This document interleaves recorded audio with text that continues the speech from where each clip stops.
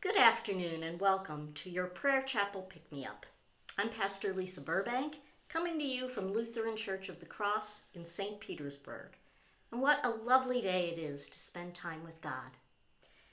Have you ever misplaced something for a long time? When we moved from our previous home in northwestern Illinois down here to Florida, it took us quite a while to get everything unpacked. Consequently, there were a few items that I fretted over not being able to find, but none so more than Baby. Now, what was Baby, you might ask? Well, Baby is a statue of a baby on its belly, haunches up, looking up at the world. Now, this statue isn't valuable as far as money goes. It's not even that pretty, to be honest, but it is immensely valuable to me for one reason. My mother loved it. I remember whenever we would move, and we made a lot of moves over the years, Mom would never allow Baby to be packed in a box to go with the movers. No, Baby would always go in the car at her feet where she could keep him safe. But me? Well, I wasn't as careful as Mom was, and I allowed professional movers to pack and drive him down here in a box that contained many other things.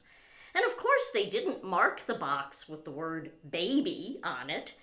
So out of the hundreds of boxes we had to go through, finding Baby was like finding a needle in a haystack. And the longer this went on without finding Baby, the more desperate I became.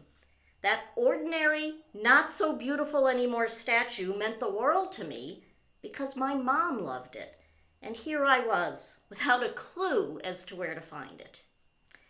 But my wonderful husband helped me go through box after box until finally, 5 months after we moved, I found Baby. And great was the rejoicing in the Burbank household. Now this reminds me of the Bible story that we're focusing on this week, the story of the woman who lost a coin. It's a story about a lot more than a coin, though, because it speaks of how God values each of us so much that when any one of us goes missing, God moves heaven and earth to find us and rejoices when we are restored. So let's listen to Jesus' parable as told in Luke 15, verses 8 through 10. Jesus says, "Or what woman, having 10 silver coins, if she loses one of them, does not light a lamp, sweep the house, and search carefully until she finds it? When she has found it, she calls together her friends and neighbors, saying, 'Rejoice with me, for I have found the coin that I had lost.' Just so, I tell you, there is joy in the presence of the angels over one sinner who repents." Now, if coins are so valuable to that woman, and if my mother's Baby statue was so valuable to me, that both of us searched diligently until we found them, how much more does God value us when we go missing? And how do we go missing from God, you ask? Well, it's not that God misplaces us, of course. It's more that we've turned aside from God. Sometimes it's just the cares of life that distract us. Other times it's something more serious, like illness, addiction, or sin. Other times, it may just be that we get too comfortable with life and forget that God is calling us to something more substantial, more abundant in our lives.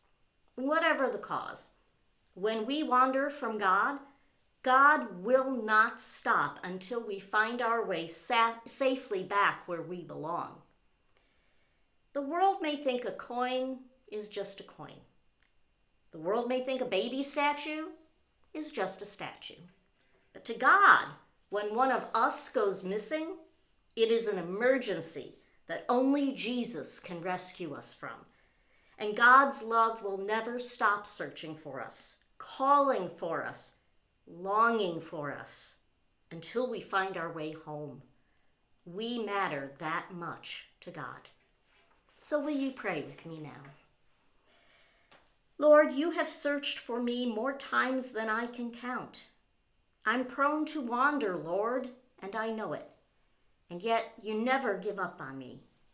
You value me so much that not only do you search for me, but you rejoice when I come home again. Imagine that my presence with you, Lord, actually makes you happy. Thank you for loving me more than I can imagine. Amen. Well, thanks for joining us, and we'll see you again next time.